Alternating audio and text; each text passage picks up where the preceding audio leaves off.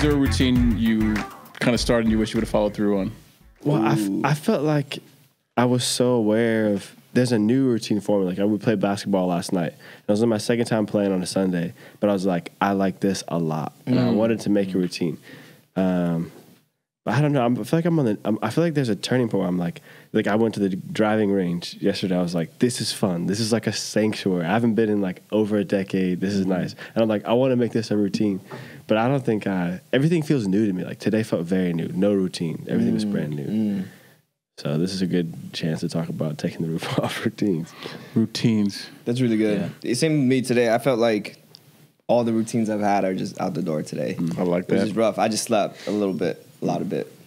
So I was in the same boat as you. Everything was new. How about you? You woke up at like 3 a.m.? Yeah, I was up early.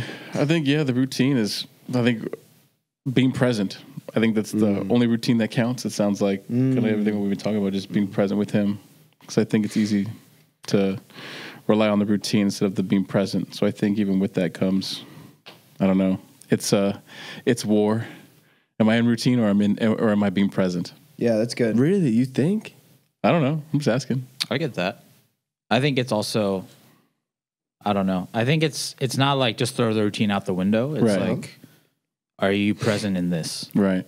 And if he's in it, then keep going. That's good. But there might be changes. Like that's real good. I feel like I'm on that page too of like either like changing a routine or just leaving it. Like even little things like, hey, which direction do you want me to go on my run? Right. Yeah. Like, and today is kind of a non-routine day because it's a holiday and things like that. But it's also like, okay, like in the absence of routine, are you okay with that? Right. Like, are you? Oh good? Wow. Or do you like fall apart without the routine? Is that what you're trying to say? Yeah, I mean, to an extent. Like, I think I definitely think there are people out there that have a routine, and if it's taken away, then it's like very uncomfortable. Yeah. Yeah. Ooh. That's very true. I think I'll say that. Like I've noticed that if I'm in a routine and if it's taken away and if it affects me, I think it's an awareness of, okay, this routine maybe become my idol. Like going to the gym. Like I have to go to the gym. Abel goes to the gym. And then like yesterday he was like, no, you're not. I'm like, no, God, we go to the gym on Sundays. And he's like, no, you're going to go home and you're just going to think about me. And I'm like, okay. So there was a new routine, kind of a new thing, So it's just, but I think we've all done that. You could take anything. You read the Bible, you know what I mean? It's but I don't know. It's good. Well, the definition of a routine, one of them is a fixed program. It's a program that you do every single day. Yeah. There's another one where it's a routine is also a dance, a help me, red letter, yellow letter. Choreography. Yeah, choreography. So it's like a routine that you do of like, oh, we're all going to dance, So, but I like what you said about the only routine that counts is being present with him. Like, why? Why is that the only one that counts? Why don't the other ones count? Oh man, I don't know. Okay. Well, I think that it counts, but I just think, like if I'm not present with him, there still might be benefits. Do you know what I mean? Like if I'm not present, but I'm eating healthy, there's still going to be good benefits of not eating. Do you know what I mean? Like even the world out there, like a lot of them aren't present with God, but because they're disciplined, they're going to see results. Yeah. Like a lot of millionaires, I don't think are believers, but because they have routine, they have discipline, like there's going to be success. Like I think God honors that, but I think there's a greater joy that comes from believing, which is we get to do it with him. We get to do it with the happiest person alive. We get to do it with Mr. Pleasure himself. That, I think it's just, it should be more enjoyment because of him. That's good. Where I think other routines might feel like, I wake up at 5 because I have to wake up at 5 because I have to wake up at 5. Where that's good. We just go, I wake up at 5 because he's there. You know what I mean? That's I wake up early because he's already awake looking at me. Yeah. I think even like I've been going to the gym recently where I think we have routines and like what he's having me do now is like, I have to go deeper into what I'm doing. So I'm working out with him and now he has me when I work out, he's having me go a little slower and he's having me listen to instrumental music because now they blast music, you know what I mean, out loud. So before I've been like not using music at all. God's been having me like, don't use any music. And even when I go on runs, he's like, don't take anything. So I've been practicing that. But now it's like I'll use instrumental and I'll close my eyes. So now when I work out, I've been just practicing, just closing my eyes, just experimenting. So it's like I feel like there's a new freshness in the where it's like you almost forget what you're doing.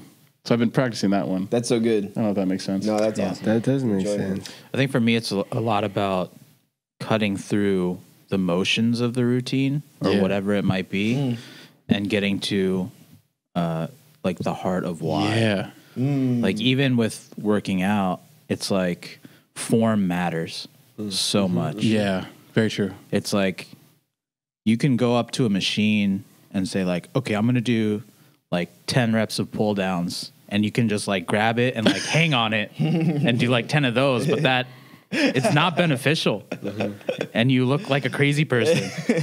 But like, it's about, you know, what muscles am I engaging? Like, It's good. you know, God is like, okay, these are the things that I want to walk you through and be with you for, and kind of like, you know, like hold your body and position you so that, you know, you're getting the most benefit out of it and we're having fun together doing it. Versus like, oh, I just want you to do 10 of these. Yeah, that's Right. good. Wow. That's a good point. You brought up a good point about the good, yeah. dance thing. You said it's choreography. Because I think even like, as you said that, I thought about my routines. I become aware in my routine who's leading it. Like who's taking the lead in this dance. So like I've been to the gym and I've taken the lead at the gym. Where God might be saying, slow down. I'm going, let's add another plate. You know what I mean? Yeah. So it's like, I think even in the routines, it's beautiful because you, at least even when you said that, it really hit me of like, I'm becoming aware who's taking the lead in the day to day. It reminds me of those, you know, those mats, like those dance mats with like the steps on them, and like where your feet DDR? go. No, not like Dance Revolution, I think? no, not like DDR, Okay. but like those old school, like they're paper. And like they have like where your feet and they go, have footprints and you go like of, like this. the box step. Oh, Yeah. yeah. Learning how to do the steps. It tells you where your feet go, but like nothing else. Yeah. Yeah. Like you could have your hand on like the other person's face, and like that's obviously incorrect, right? But I guess. I feel like we do that a lot with, you know, like stuff that is God breathed, like even the word, and we're just like, oh, okay, like, Well, you know, but he wants to Yeah. be with us in it and like yeah, come on. Being with. really lead us. That's good. It's good, man. Rooster, what? I don't know. I got lost in. I got you. What you said, DDR. And I was thinking about. Perfect. Yeah, for sure. Oh my gosh! I just. But anyways, the thing I was thinking about when you were talking, Abel, is some of the routines like Megan and I have, and that it reminded me of when you define worship as what you enjoy the most. Like we had this routine this past like maybe a couple weeks. We've been at the end of the night, at the end of a long day, we'll just sit there and watch this really funny show, and we'll laugh so hard. We will make the weirdest noise. It's like one of those like walrus laughs, you know. It's just so fun. It's just such a fun way to end the day, and then we go to bed, and like that's been so fun. But like recently, I've been paying attention to. It's like sometimes we put the show on, and I'm enjoying the show more than I'm enjoying spending time with Megan. Does that make sense? Yeah. And so when even though it's fun, it what started bringing us together. Like I literally when we first started doing it, I would look over at her and I'd be like, oh, I love her laugh. And it would be like, I would not even be watching the show because I'm like, she's so cute, you know? And then last night, it was like, you know, can you be quiet? So I can stop making walrus noises. And it's like the direction of what I'm enjoying just completely went off. So I don't know. I thought about that with routine. Sometimes we can start a routine. It can be so sweet because we're getting to be, it's an excuse to be present. Yeah. And with Matters of the Heart, we can do that too of like, you know, oh, every Monday we meet for coffee. And then it's like, okay, we're just going through the motions, like you said, with the paper things. You go through the motions, and then I'm actually enjoying the consistency, the fact that I'm doing this over, you know, whatever. I don't know. That's good. Yeah. It turns into what is that called? Like when it's an idle, neutral. Keep talking. We keep going. What is that called when you do it's called cruise control. Cruise control. You get into Maxwell, cruise control. I thought cruise Autopilot. control as well. Autopilot. Yeah. I'm in. Well, I take got the roof this off. down. Let's keep it there. Yeah. Well, Take the roof off autopilot. I think it's kind of what Nate just said. I think autopilot is a gift so that you don't have to worry about that. So in an actual car, I love cruise control. Like I love that. Or if in a Tesla, it's like, you drive for me, I can. But the thing I've seen people do in a Tesla Take a is nap. like, seriously. I've ridden with someone in a Tesla, and it's like, it was like traffic was so slow that he could put it on a autopilot and then he could just be on his phone. And it's like, this was an excuse so I don't have to engage with what I'm doing. I could do this. So autopilot's not it makes it so I don't have to focus on what I'm doing. So sometimes we'll go on autopilot so we can focus on something that we enjoy more. So Instagram's more fun than sitting in traffic or whatever, whatever. My phone's more fun than sitting in traffic. So sometimes it's like, well, this show's more fun than engaging with my wife. Yeah. Or maybe it's easier than actually being vulnerable with my wife. Like, hey, it was a really hard day today. Ooh. Yeah. Anyways, well, Man. Yeah, I mean, no, I mean, for real, like I said it last time, That's like good. it either promotes engagement or it prevents it. Can you say that again? Yeah. Like, Mic drop. There it is. Yeah. like your routine can either promote engagement or it can prevent it. Man. Yeah. Promote or prevent. That's not fun. Okay, take the roof off promote and then take the roof off prevent. I think What? promote it gets juicier. Yeah. It gets sweeter. Yeah. Right? Like it gets just Yeah. more, it gets more pleasure, it becomes more enjoyable. We will have those moments, right? Where I remember this was a while ago. We were in the, I think the internship just started and we went through the Father's Heart and you said, what did you say? It's like, when you gaze in those moments with God, I remember you said this thing, you're like, I found the sweet spot. Yeah. Do you remember that? It's just like that. Like, it's like we all can worship, but when you go deeper and you just found like that sweeter spot, you just feel like I just got to a sweeter spot. I don't know what this is, but it's like, it just becomes addicting when you find that with God. That sweet It's spot. almost like the training of it. Yeah. Like if you have a baby, like you can't just like be like, okay, go like make me coffee. It's like you train them, and the routine is to train them and develop them into being able to enter into these spaces.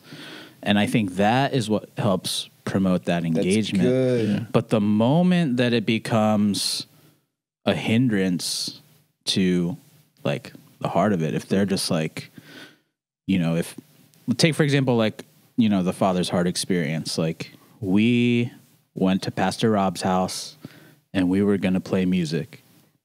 Imagine if we were like, if Rob was like, guys, I just want to share this thing with you. Like, let's just chat about it. Imagine if we were like, no, like we're here to play music. So like, get out your guitar. We've been doing. Right. Yeah, 2 to 4 is band practice. That's Exactly. what we do, Pastor Rob. We're here to play music. Please be quiet. But like, because we didn't let that routine or like even our motivation for being there get in the way, it's like God had opportunity to freaking like wreck the room. That's beautiful. Yeah. Wow. But that routine of the band practice is the reason you even got there. Right. Yeah. It's Wow. like, But that wasn't he the uses main- it all, right? Yeah, that's it. I think even hearing all of us, so is it safe to say, like when you're in the routine, it becomes really, it prevents you when it becomes of what I'm doing over than the experience of like I'm obeying. So this is good as long as I'm the obeying. When that can become an idol, right? Yeah, absolutely. I think my obedience can become an idol because I'm looking more at I'm doing it right instead of I should be enjoying him. Yeah. Well, we put it above God, right? Right? Like even the movie we were saying, like I know getting up early, certain things can become so bland to me I've noticed it becomes bland when it's about I'm obeying more than just being the enjoyment. Right, I don't know. right. Does that make sense? So how do you do that though? How do you bridge the obeying and the enjoyment piece? I know how to answer that. Okay. And I have a question for Nate. Okay. Because we had a leaders retreat and there was a moment where we were playing a game and you were leading us into this thing. And I could tell there was a moment of like, we could have went with the routine, but you caused us to, he had everyone just sit at the table and be quiet. And we hit a sweet spot, right? We all talked about it. It was such so a sweet moment. So how did you get there? How did you take us there? Because It's good. Because you kind of had the routine of what the schedule of the day. And what was it? Because we experienced it. Because of that, we all experienced, I'll say it, a sweet moment. It was so sweet. It was refreshing. Like what? Can you take us there? Well, let me answer your question first, and I think it'll help with that. Okay. You're talking about how do we do obedience, but then connection with Him. But in John 14:15, He says, "If you love Me, then you'll keep My commandments." So obedience is a byproduct of connection with Him. It's a fruit of it. It's like if I'm in love with Him, then that part comes easy. And I think that's what happened at that leaders retreat was, there was a routine. We've been doing this for like 15 years now. And so it's like that we know what Leaders Retreat is. We know what to expect. You know, we get ready for camps. We get teams. We get bandanas. We get chants. We get all this stuff. But you came up to me in the hallway in the back, and you were like, listen, follow your heart. And even if it's wrong, we'll have your back. And do what you think is right. And what felt right to me was not putting anything before God. Seeking his face, enjoying his presence, even to the exclusion of like, because we can use his nearness to pull off a good camp. Yeah. Instead of enjoying his nearness. Like the whole point of him opening up the heavens and his presence resting on us and him making us his temple and us being inside of him. And it's like the purpose of that wasn't so that we could run a good camp. It's good. It's completely backwards. Completely backwards. Completely upside down. Yeah. Like I went to camp to encounter his nearness, you know?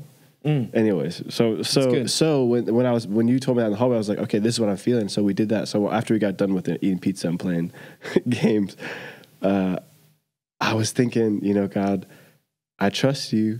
And I just gave everyone else in that same invitation. It was like, listen, we're in no rush. You don't have to listen to me for the rest of the retreat. It was like, God's presence is here and we're going to make it a priority to enjoy it.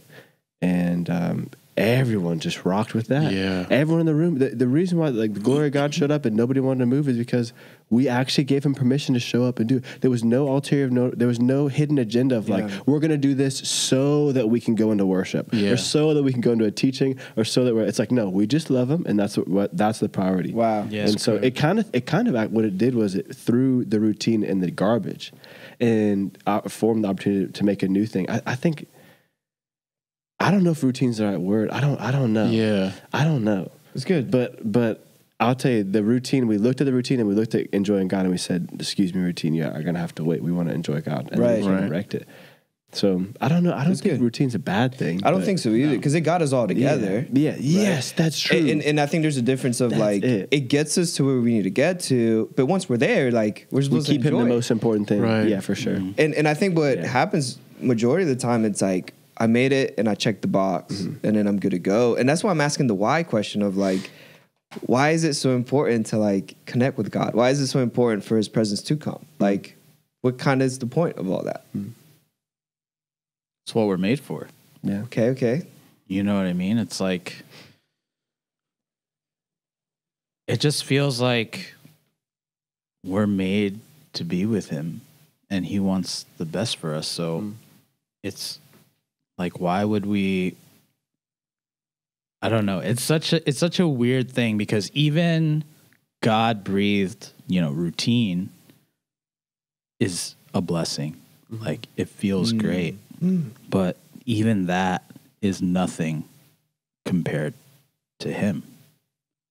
And it's like in worship, in prayer, in our day-to-day lives, like that's like the enormity of God. That is like the goodness of God that even like just like the fragrance and like him passing by is enough to sustain. Like, do you know how crazy that is?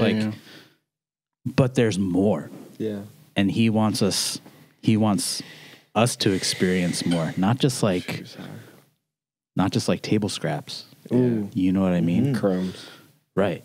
It's like, we can sustain ourselves on that because he's that good. Yeah. But like we're sons and we're daughters. Like he wants so much more. It's good. Yeah, even like answer yours about like why, because I mean, biblically, like everything finds completion in him. Completion. And until you start tasting that, like you have no idea. Like all of us, like we tasted the world before and it didn't feel good. It didn't feel complete. I didn't have peace. There might have been moments where I had things, had money, had this, but I didn't have the peace of mind. I didn't have the joy overflowing. I still had the worry. But when you taste him, actually taste and see that he's good and for you, and that is, you actually begin to taste his kindness. It becomes, I'm going to say it, better than drugs, better than porn, better than any addiction, better than any sin. And I think, I mean, even the psalmist, I love Psalm 63, where David says, it starts out him going, "Oh God, you are my God." And he says, "Early I will seek you. My soul thirsts for you. My flesh longs for you." And then he says this, "Your love is better than life."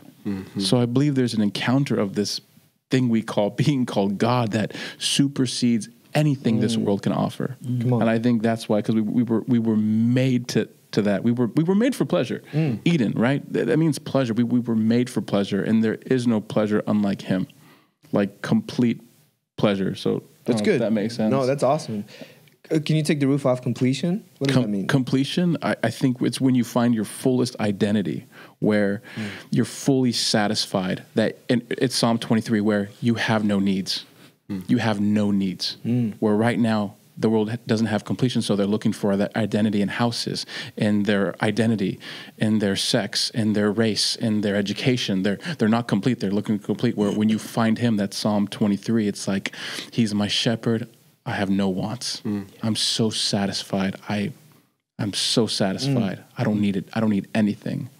And I mean, you look at the apostles, they gave up everything because they tasted something that it was so worth abandoning everything over. Yeah. So good. Right? Even the old saints, like I was reading stories of Saint Francis of Assisi, like he came from money.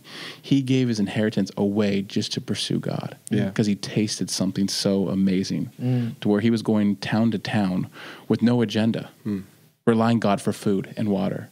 But it was so, the taste was so real. So I feel like the enemy can pervert. I think that's why I love this podcast, because he can pervert words. We complicate the meanings of routine, repentance, discipline, all these things, right? Which were all meant to enjoy him. They're all meant for the pleasure. So I think I don't know. It becomes, I've done it. We've all done it, where we tend to idolize our action over the enjoyment of him. Wow. Right? I idolize I'm working out, I'm getting big biceps when I'm working out with God. That should be, I'm working out with God. Yeah, that's good. Right? The whole, I'm watching this movie with my wife and with God. He's here. That's so good. I don't know. I think. That's awesome, Chuck. I love that. I was just thinking about basketball, because. I was just going to say. Really? All right, you go first. I was just going to say, do you remember when Deldum donated that basketball hoop to church? Yeah. And we were so happy until we opened it up, and it was like, this is going to take you 6 hours to put together. They gave us instructions. They gave us a video on the instructions, 3D models of the thing, and we still were like, I don't know. Yeah. How it's going to work. We're going to figure it out. But we're talking about being complete. Like, could you imagine if we said, these are the instructions, that's great, and we just threw them away? Jeez. Or threw the model away? And it's like the person who creates something, it's good, probably should be the one to consult when it comes to putting it together. Wow. And how to make it. Like, we would never be able to play basketball on that hoop. And we would have all the parts sitting there in the same place they are now, and we'd never be able to use it for how it's supposed to. It would never be complete without going to the person who made it and going, where does this go? And so there's so many times that we actually settle for, like, there's parts that we have in our hearts or parts that we have in like in your even us four, so unique, so different, and the way he put us together and what makes us happy, and it is really special. But like sometimes I would take that uniqueness and like, it's like I would just guess. And I think you remember when we were doing that, putting it together. There was so many times we put something together and be like, this is wrong. Yeah. But it feels right. And it's like, well, let's just go even harder. We're like, bang it in. Yeah, we did. We shoved it in there. Sweating, dude. We're like 4 hours in. We'll just glue it. It's fine. But like, there's so many times I would do that. Like, you're talking about tasting the world. Like, that was what I would do. It's like, I feel like a leader. And it was like, well, I'm going to lead people in like, I can't say it on camera, but it's like, there's so many things. It's like, I feel like a leader. And it's like, I would push things to the extreme, and even like dares and stuff. I would always be into the crazy. I mean, I have scars on my body that are like, why would you ever do that? Right. But it wasn't wrong that it's there. It was in the wrong place. My maker made me to do that in the extreme and like enjoying him. And like, there's so many things that I push boundaries now, even with God, where people are like, well, you shouldn't be doing that. I'm like, no, I want him even more. And it's like, in the right place, I feel complete in that. Instead of doing that and then feeling shame, or like we were feeling frustrated. Yeah. Because I would fill myself with things and be empty. And I'm like, wait, what the heck? This was supposed to feel good. I'm like, bang, bang, bang, feel good. And it's like, without going to the person who made me, I'll never feel complete. It's beautiful. It's good. Man, I love that. It's like, if someone makes something and has to communicate how it goes together, there are ways that we can understand, like words, pictures, but there's nothing like having that person just right there. Yeah. And being like, IKEA stuff. You're like, oh God, don't bring that word. That's blasphemy. We're never going to take the roof off. Yeah, right. Ever. I'm sorry. But like, imagine, even like I feel like the best way to know how to put something together from IKEA is either to have the person that designed it, like actually walk through it with you, or have someone who's put it together already walk through it with you. Yeah. But it's definitely not those instructions. God, no, it's not those instructions. Anything but those. It's definitely not those instructions. Jesus. Yeah. That's beautiful. Sorry, you hit a trigger, and I'm not trying to put my heart that way. No. But I love what you're saying because, okay, so I don't want to say make it spiritual, but like, tell me those 3 things that you just said, and how does God fit in those things? Mm-hmm. So I think it's pretty. So like, let's take the instructions for example. Like, if you have someone who is just getting to know God, you throw them a Bible and say peace. And there's stuff in there like if you read it, you're like, you're like, wait, God? Start in Lamentations. Good luck. Like, Oh man. like he straight up killed the firstborn of an entire nation, and you're like, what? But But the heart of it was for his people. For his people, Right. come on. And like in an Old Testament context, it still seems a little bit harsh. But then you realize, like, in a New Testament reality, we're all his people. Come on. And those are the kind of the lengths and depths that he's willing to go to for his us, people, come on. you know, for his family. And then, you know, having someone who's already put it together, I think is like an apostleship and discipleship model. You know, like having pastors, having, you know, leaders who have been through some things and allowing their testimonies and their lessons learned to bring people along. Yeah. And then obviously, you know, having the creator is just, There's the joy. and I think that's kind of where we as, you know, individuals and men need to push forward in terms of like, yeah, I can bring you along, but it's not because of what I figured out, Come on. what I learned. It's because of the creator. And so I feel like our thing should be, okay, how can I link you to? You know, like, I'm going to help you along in some of these practical ways, but let me take you to the source. Yeah, I think that is kind of where it needs to go. And when you said that thing about like, yeah, Flip it's the all tape. good. We're going to Yeah. flip the tape. With special guest. Moo, let's talk routines. Mumu, tell me about it. Mom, let's go. What's the difference between habits and? Oh, okay. We're good. We flip the tape. Yeah. Oh, so when you were talking about leadership and you were like, oh, I got to lead. Yeah. I feel like for every perceived like negative that we have in our character, there's a flip side to it. Right. Like that leadership is when God breathes, extremely powerful.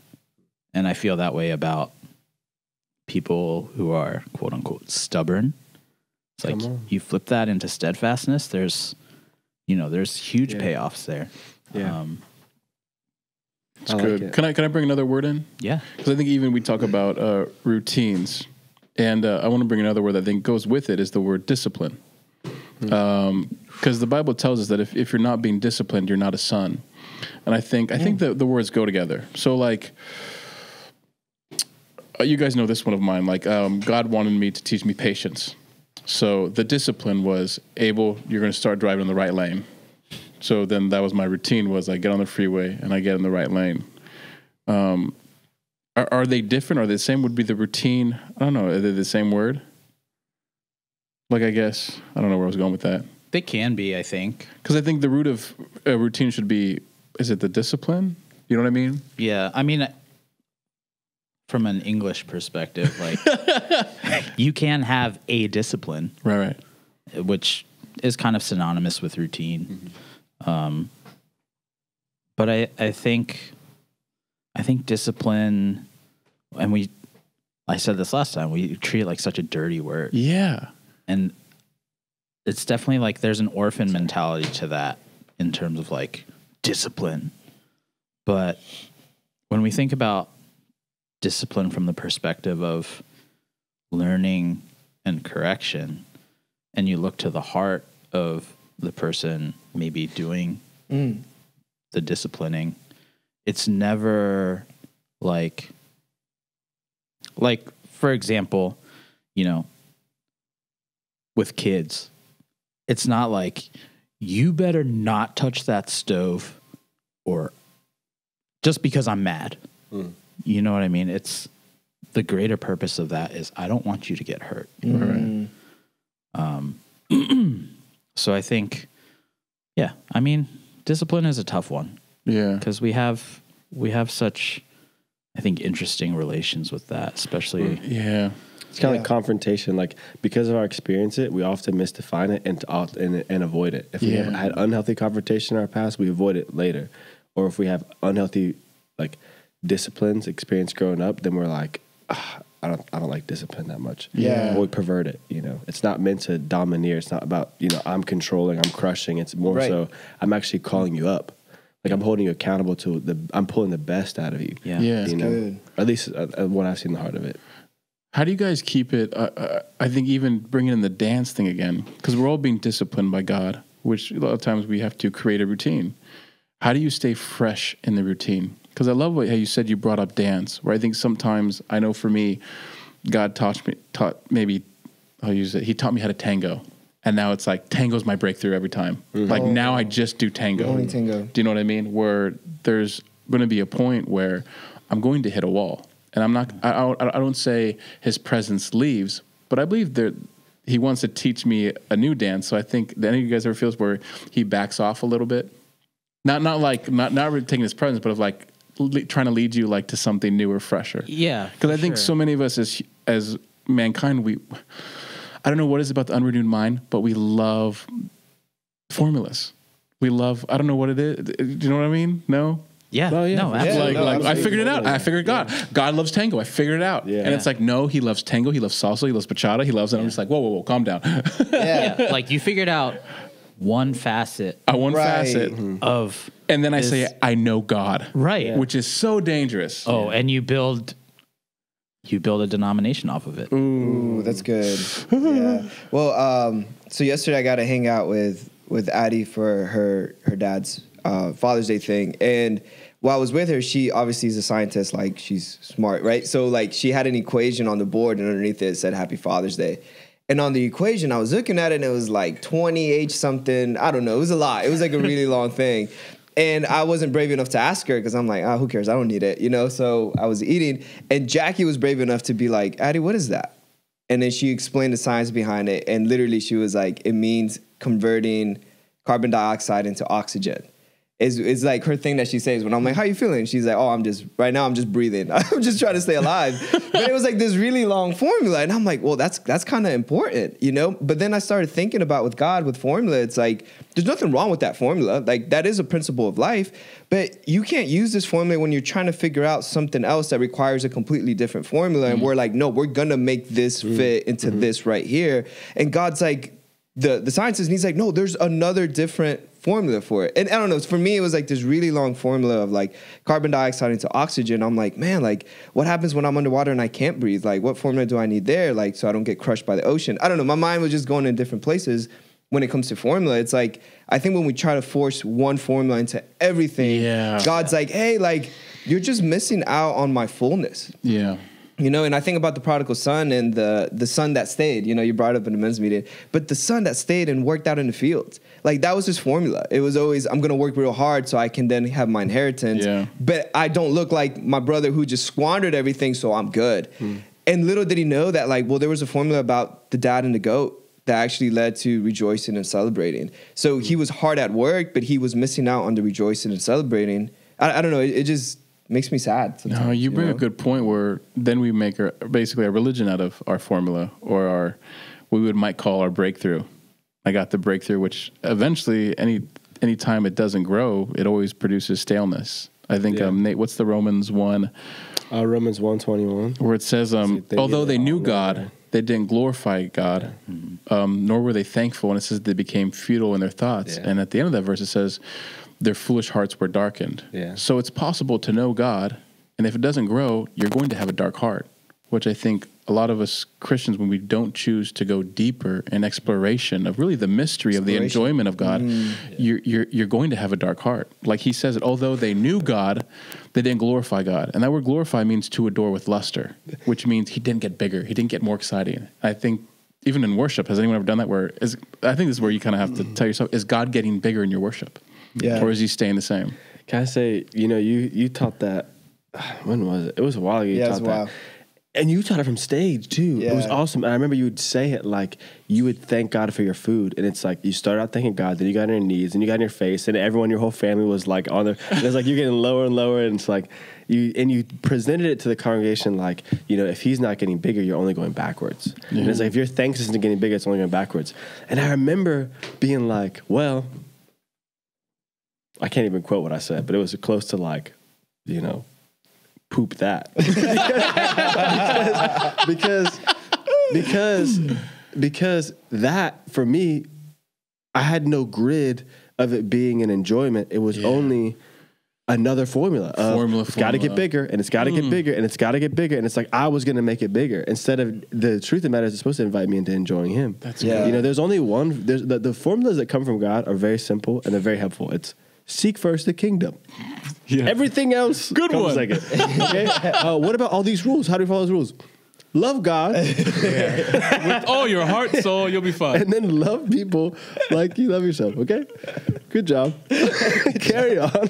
If you have any trouble with that, it's like awesome. He didn't sit down and go like, all right, here's gonna, he kept it very simple. But so many times that you'll take something like that, or like, if you're not having fun, you're not doing it right. These things that I'm like, all right, well, here's another thing I gotta do. And it's like we can even make these things that were meant to bless us into something that's like, I gotta make this work. Yeah, that's good. I mean, I even thought about basketball, right? So you got me into basketball by taking me out and playing, and I realized how much I sucked, but you were so kind, and you never said, Rafa, you sucked. But then later when I got better, you were like, Rafa, you sucked. But you do these little moments of like, pass the ball, do this, don't shoot threes, you're not good at threes. And it led me to this place of like, okay, the routine was every Saturday we play together, and then it found a coach. I found a helper, and it was Addie. It was Addie with the Tigers. Yeah. So, and then she was like, hey, I'll teach you how to play. And so I sacrificed everything. I got rid of my old gym, moved to this new gym, basketball, would dedicate like 4 hours every single day to go and play because I'm an extremist.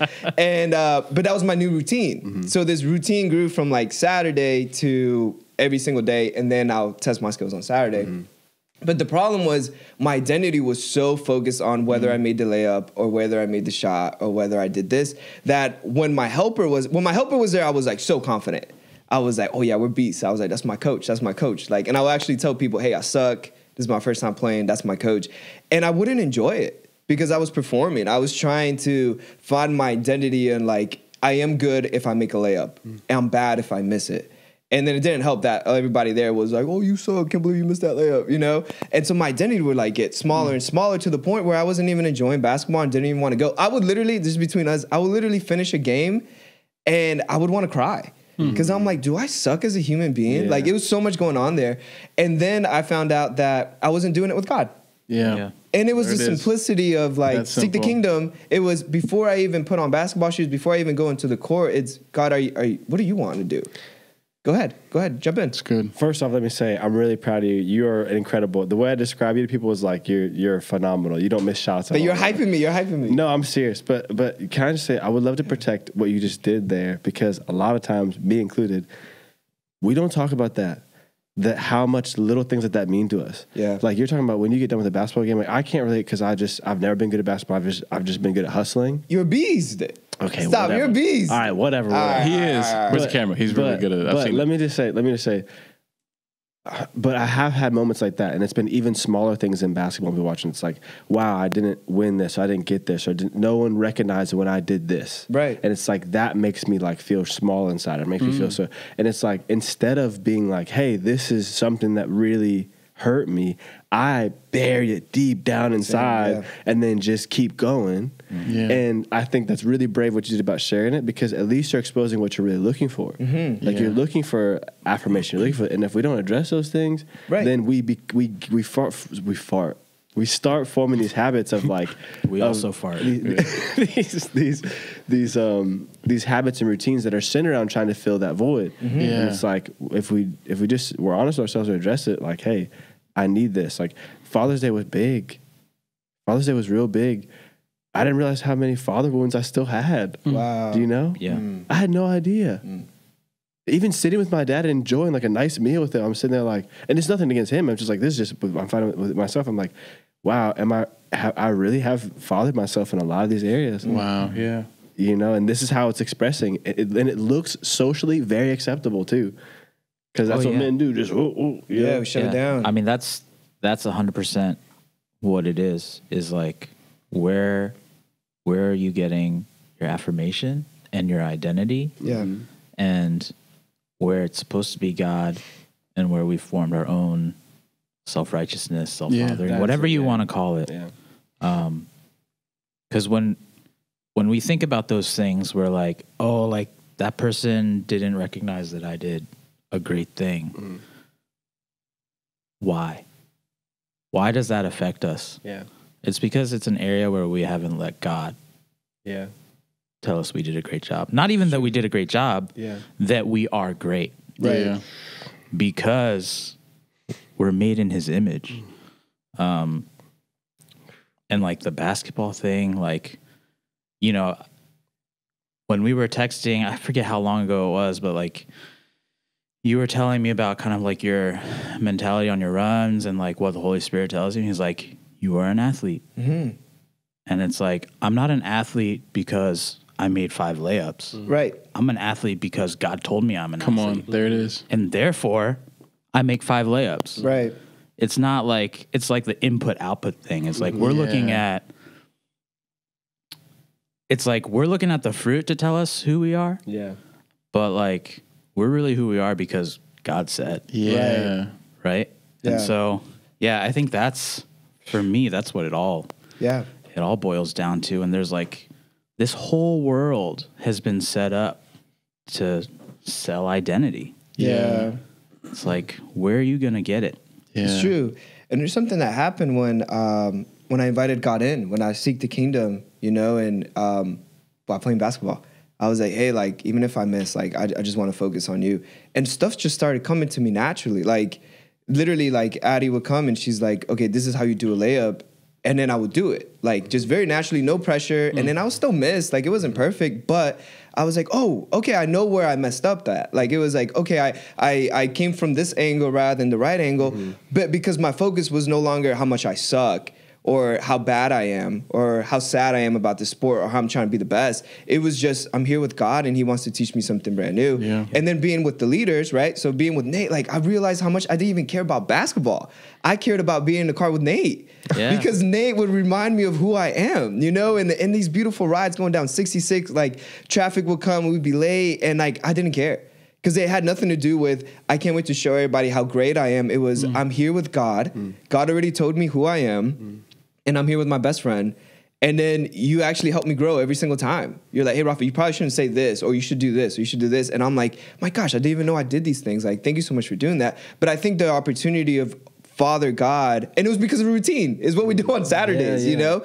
But that led to something bigger. I didn't just stay of, this is what we do every Saturday. Right. It went deeper and deeper to like, okay, now use as an opportunity to connect with people that are going to affirm you and bring the best version of yourself out, you know? And so I think routines is so powerful, but I love what you said. I mean, not the IKEA piece, but the 3 pieces piece of like, be with somebody, a leader that can tell you, give you an outside perspective and tell you, hey, I see God doing this in your life. I see the way that you speak. It doesn't match up with who you actually are. And it's so much easier to receive and take and process and do when it's not you sitting on the throne, when it's a Father God giving you identity, and then you're able to actually compartmentalize and put it somewhere and like, okay, like, he's doing this because he loves me. Both like the leader and God, you know? Anyways. And I want to touch on compartmentalize, because I think, especially as guys, it's really easy for us to do. Oh, yeah. And I think that kind of goes hand in hand with routine, is like, I feel like we have our little pockets where we're like, oh, God has free reign in this pocket. You know what I mean? Sunday. Sundays, like whenever I'm doing stuff, God, you can do whatever in this pocket. Yeah. You know what I mean? And it's like, God is not a God of pockets. Yeah. He's like, he wants the whole thing. So like, what would it look like if we let him into our entire lives and in every moment, even the small things, even things that we're like, oh, God doesn't care if I like am good at basketball. Like even in those things, we invite him in and just like commune with him. Right. And then when we do come together, like on a Sunday or, you know, Wednesday, whatever it is, we're just in this posture of like celebration. Yeah. Oh Yeah. my gosh. You know what I mean? It's not like, oh, I need you to fill me up so that I can make it to Wednesday and then I'll come back and get filled up again. That's it's good. like, no, we've been communing this whole week and now I'm with family. Like we are going to go Come on. bonkers. And that reminds me of the biblical mezzanine thing again with the prodigal son, the one that didn't go in. The father, his response to him was, I have always been by your side.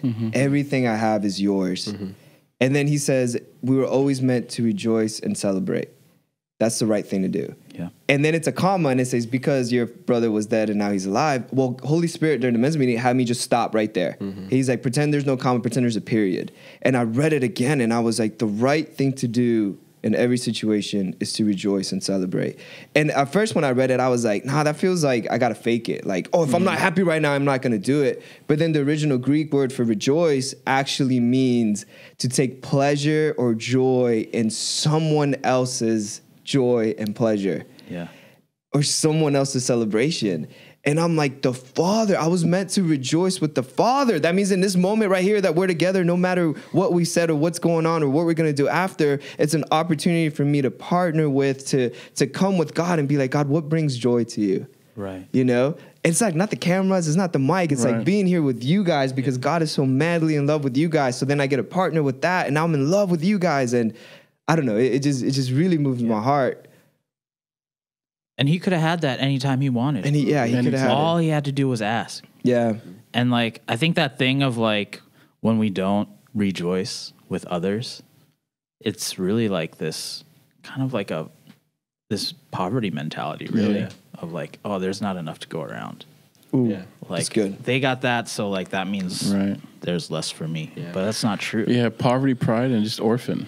I mean, we talked about at the men's meeting, and the story ends. So the sad thing about that is because that second son didn't really repent, like he never went in. Yeah. Like he never went in. He never got it. Even though it was all at his hand, he never got it. And I think John Crowder said this, and I think even if you go back to the word discipline, which we've made an ugly word, even routine, you know, you got to get a routine going. You know, I love what John Crowder says discipline is the medium that God chooses for you to enjoy him, to get intoxicated in, to find the greatest joy in. I mean, discipline is the invitation for enjoyment and pleasure. And I think that's why the Bible tells us that if you're not being disciplined, then you're not being fathered. Because the reality is, in his presence is fullness of joy and pleasures forevermore. So he's disciplining you with joy, with even what you said about rejoice. Like, I think it was Bill Johnson. Someone was asking him, you know, what's the will of God for my life? And he's like, rejoice in the Lord always, pray without ceasing, and everything give thanks. And the guy's like, no, but I don't know if I should get married or not get married. And he's like, do you want to get married? And the guy's like, yeah. And he's like, get married, then rejoice in the Lord always, pray without ceasing, and in everything give thanks. And the guy was like, wait, but I don't know if I want to be a doctor or lawyer. He's like, pick one. And then rejoice in the Lord always, pray without ceasing, and in everything give thanks. Because the reality is, if you're with Mr. Joy, like, all things are possible. Let's just, I mean, right? Yeah. All things are possible. And I think we limit the joy, we limit the pleasure, we limit and this is why I love how you always ask, why God? Yeah. Because, I mean, this is where you have to be real. Can you honestly say he tastes better than the world? Honestly, yeah. Like, know? even playing basketball, like, Yeah. it's no longer this place of anxiety of like, man, I hope I make this. It's this place of like, God, what's your bigger picture? Oh, you're here with Nate. I'm like, man, I love this picture. Yeah. But then we get on the court and then you're like, okay, T.O., you know, take over. And I'm like, oh man, like I get to dig deeper. I get to go past my limits. I get to go, and have more fun. Now I get to like learn the game even more and actually enjoy it rather than focus on like, okay, I missed a layup or I missed a shot, so I suck as a shooter. Now my whole life is falling apart. No wonder my mom did this. No wonder my dad did this. You know, and you go down this like horrible tunnel of depression. The bad routine. Now it's the bad routine, you know, Old nature routine. We're Old nature. conditioned to like think that way, and it's like no, like now it's like, what's the new word? What's the new word, friend? And you're like, take over. I don't even know what that means, but I'm going to partner with that, and we're going to have fun. And then we make like these beautiful cuts, and Nick grabs it, and he's like, wow. And then like we win almost every game, right? I think we won. Can I just say, I played basketball last night with some people, and I told them to take over, and they did not take over. I was like, come on, man, take over. He was like, bro, shut up. Oh, no. No, he didn't do it. I'll punch him in the face. Who is it? He's like, what do you mean? Give me their name. Anyway, sorry. I'm sorry. No, I know what you mean, though. But the fullness of it, you know, like the fullness of it is like we get to enjoy it, and then also get to a place that we never thought we could ever get to. I mean, the word that stuck out to me when we were at the men's meeting was the same section, but he said, you've always been able to enjoy it. This has been all yours to enjoy. Like the purpose, you could, like, what are you talking about? Basically, like, you've been able to enjoy this the whole time. And that's, I mean, I was reading Romans 5. We read it that weekend at the Leaders Retreat, and the Passion Translation talks about our faith transfers his righteousness to us. And that guarantees us access to his kindness, his marvelous kindness. And we get to enjoy perfect relationship with God because of that. And it's like so often I would work to get perfect relationship with God. Or if I don't hit this shot, or if I don't, if I swing my club and I miss, or just brick it, or just like hit a kid on accident, or just like whatever, A lot of crazy things happened yesterday at the driving range. But like, basically, the joy is not how far the ball goes, or if the ball goes in. The joy is not, if I had a great message, or if this is a great podcast. The joy is not. The joy is I get to enjoy him. Yeah. This is all. I get to enjoy him. That's the treasure for me. And now it's becoming that. That's my new routine. Is like no matter what time I wake up, and do I get to enjoy him when I wake up? Come on. No matter what time I go to bed, do I get to enjoy him when I go to bed? Yeah. When I come to work, no matter if I troubleshoot this soundboard problem or not, do I get to enjoy him when I do it or not? That's a harder one, but Yes. Yes. Yes. It's the wild thing is like the fullness is available always and has always been available. It's like we're the ones that have to learn how to enjoy it and receive it. Yeah. It's true. It's like even as we get better at stuff, it's not like your potential changed. You know what I mean? Like you were always able to do that, but you had to train yourself up and like learn how to do it. Yeah. And I think that's kind of the thing with God is like the fullness is available always. Yeah. It's like, okay, but how do we like, and that's where he's so gracious to meet us is like, okay, I'm going to show you how to access it. It's good, Dan. Yeah, I think even like you go back to the prodigal son, and even here in every single one of you talk about routine, the thing that always perverts routine that I heard every single one of us say is the word I.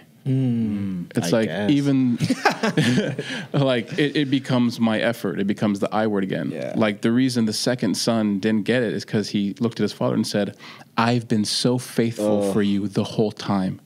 And he couldn't let go of his self-effort. Yeah. He couldn't let go of me, myself, and I. I think Paul talks about the old nature as the self-life in the Passion Translation. I think routines can be beautiful, but they can also be aware of where you, if it's not enjoyable, maybe you've entered into the self-life. Like you talked about righteousness. We get righteousness because of his faithfulness for us. It's an inheritance. It has to be free. And as soon as you start that self-effort thing, you just turned your back on the inheritance. You just delayed the enjoyment of now. Yeah. You just delayed and procrastinated I can't have everything now. Now I have to wait. It's good. Because you literally turn your back on the gift. And I think it's such a sneaky thing. I think all of us have experienced. The enemy always just tries to get in there, just to get us back on just a little bit of just a little bit of my faithfulness, just a little bit of, like the son. He said, I've been faithful this whole time, and not once have you thrown me a party. Yeah. He was so focused on what he was doing instead of celebrating, Dad, look what you did for me. Yeah. This is all because of what you did. Yeah. This is called inheritance, where inheritance means gift. And as soon as you add 1 ounce of self-effort, you just walked away with the fullness of grace. Yeah, and I think we've been reading Galatians 2 in the men's Bible study, and Paul says, as soon as you add any self-effort, like you just chose to be cursed. That's what he says. Not only did you just miss your blessing, you just chose to be cursed. Yeah. Like that's a dangerous ground that we play with that of really the pride thing, right? The pride before the fall. But and I was just thinking about The that. same trick. The devil's dumb, man. Like it's the same trick that led to his downfall. Surely, like, you know, it takes many flavors and many forms, but that's the root of it. Is like, is it me or is it God? Come on. Yeah. What were you gonna say? Nothing. You lit up. What were you gonna say? Yeah. Nothing. I mean, the I triggered me. The I word triggered me. I was definitely not really like, I don't like that. I don't like it a lot because I really enjoy what I do well. Yeah. Like, I like being good at things, you know? Yes. And I try really hard to be good at things already. So you're saying and it would be like if I just saved my life savings and you're like, oh, actually, we're using Monopoly money now. That's fake money. And I'd be like, well, okay, I guess I have to start over then. I feel like I've built such a case of like, you know what, this is what it looks like as a whatever, fill in the blank. So anyways, I'm just adjusting, just reacclimating to that. But I think that's the difference between the spiritual and the flesh. Oh, hold on. I think we're gonna have to flip the tape. Flip the tape. I don't know how. We're flipping the tape. What do we do? We just wait. We wait. Well, I think that's the difference between like the spirit life and like really we talk about the flesh. The carnal nature is all about I, where the spirit is all about he. Mm-hmm. And the spirit wants spiritual things. The flesh wants the prime now, prime now. Break You know what I into my mean? house. Break it to my house, put it in my hand. You know what I mean? But I think that's just it. I think that's the other thing too is there's the self life and then there's the life in the spirit. That's it. Yeah. What would it look like to me? Oh, I don't know if I'm gonna Say it. I don't know if I have time, but what would it look like for our routine to be strictly in the spirit? All of our routines in the spirit. That's a good question. You know, I've been thinking about this whole time is the difference between habits and routines, and I think I heard somewhere that routines you're consciously thinking of, but habits it's like you do it subconsciously do Autopilot. it. Kinda Yeah. autopilot. And what if our routines were so much in the spirit that it's like it became habitual to be like in the spirit or thinking the spirit, seeing the spirit? I often have to consciously be like, okay, God, let's go the spirit with this one. Yeah. And I would love for that to be just like the normal of like, It's good. you know what I'm saying? But I think Yeah. that's why disciplining and that's good. what it is. I think disciplining is him leading us into that. Like, because Paul even wrote to pray without ceasing. Yeah. So it is possible Yeah. to the point where, I mean, like I said, you know, we know the Bible, Peter's shadow is healing people. I don't think he's walking around going, heal. Yeah, I think I was gonna say that. he's just walking. I think he's just walking. Yeah. It's good. Right? I think he's walking. Even Smith Wigglesworth, he would just walk with God, and people would feel his holiness and get convicted. Like he was just so aware of him enjoying God that Yeah. he brought such a glory that it affected people on a train. Yeah. But I think that's the thing about discipline. Is that's what he's doing. I think he's leading us to that. The more we allow him to go through things and even the routines, the dances, you know, the more dances I know, it's just like the glory just gets, if he wants a bachata here, if he wants a tango here, if he wants a salsa here. I think some of us are like, no, we're going to salsa here because that's what I know, God. Let's keep salsaing. And God's like, I also feel like dancing, I was so stiff before. Like, it was the worst. Like, my best friend, she actually taught me how to dance, and I looked like a penguin. Like, it was horrible, you know? And I knew, she taught me the steps. It was like 1, 2, 3, kick, 1, 2, 3, kick. But I wouldn't put my hips, I wouldn't put any of me in there. But the steps that she was giving me gave me a chance not to sit on the sidelines anymore at parties. But that excuse to get up, go, and do the steps, the more partners I dance with, the more I got a little bit of what they were teaching me. Like, okay, now you move your hips. Now you bend this. Now do you hear the beat? Oh, now we're going to slide our feet. And so now I have like my own style of bachata.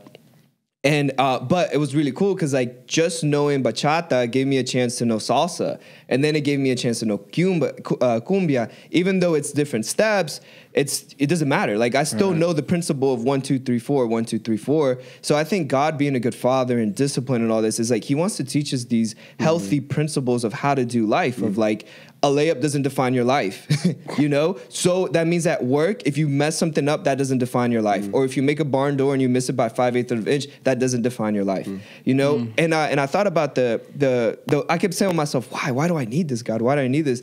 And I started thinking about, I get to enjoy life even when things go wrong. Yeah. And I thought about the leaders retreat, and the alarm went off, and I had called these people, and I'm like, bro, like, make sure the alarm is off. We're gonna be here. Yeah. And the guy was like, yeah, it should be off. And I'm like, it should be. Is it off or not? And he was like, it's off.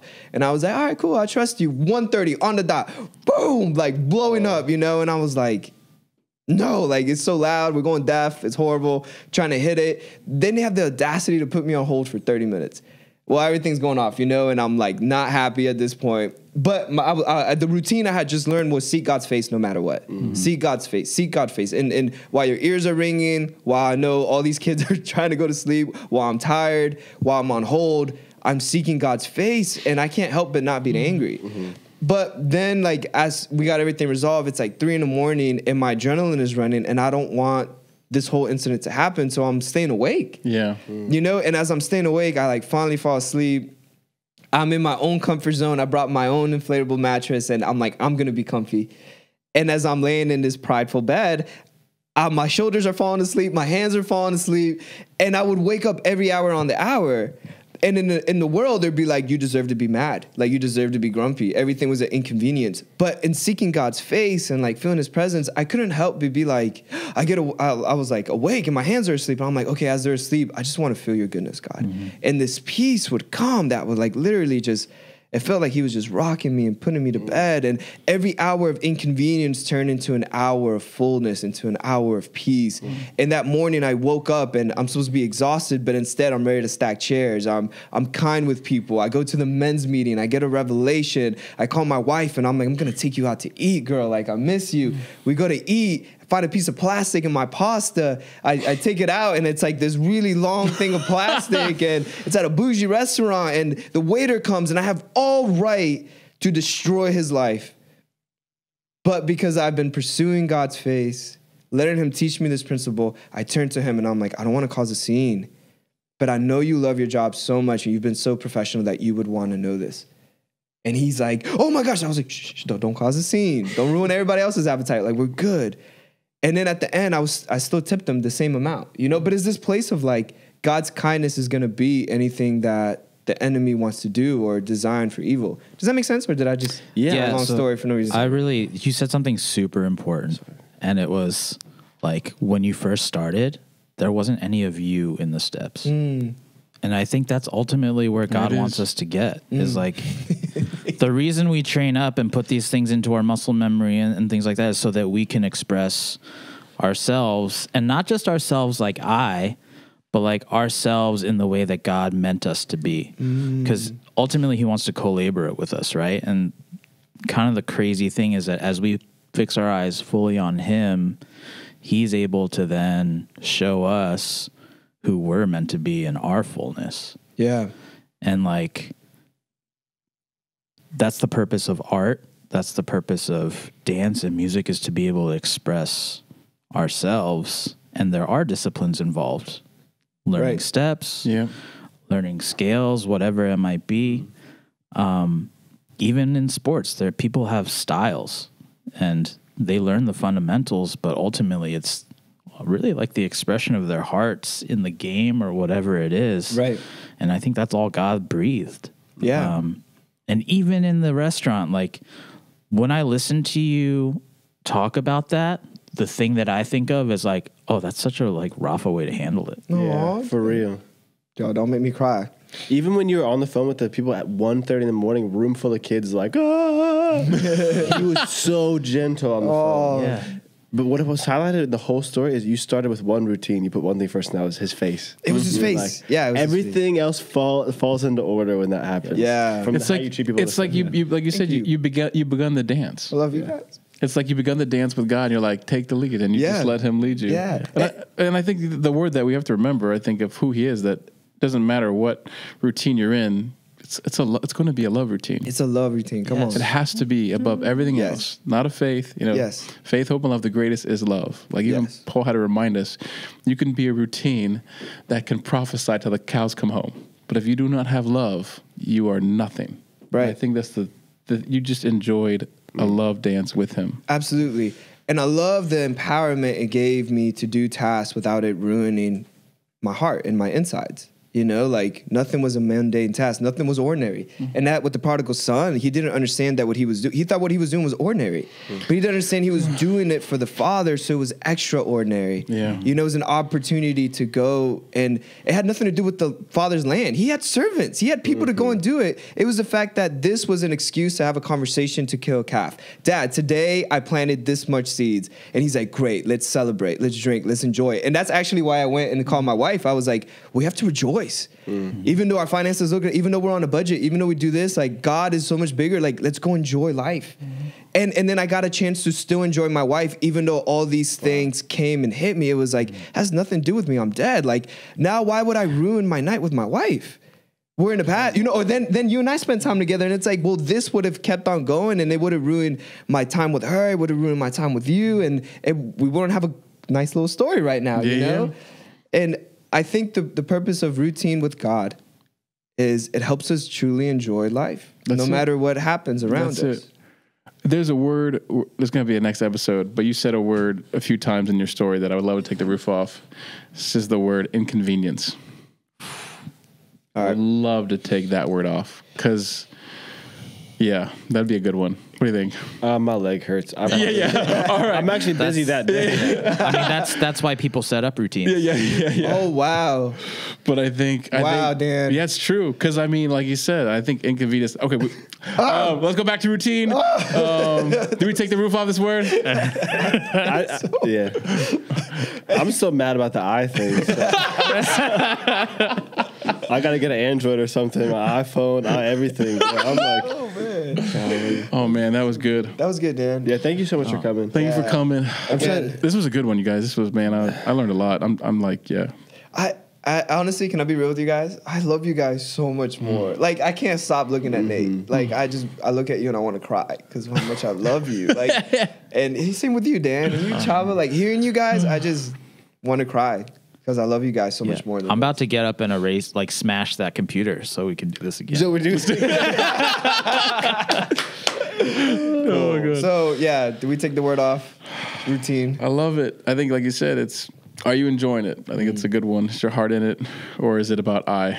But yeah, like, comment, subscribe. If there's any words you guys want to put out, any last words you guys want to say? Any easy words? I'm kind of tired of these tough ones.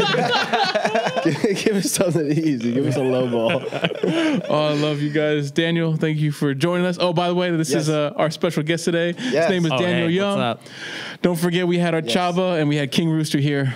No Roof, we love you. We'll see you next time.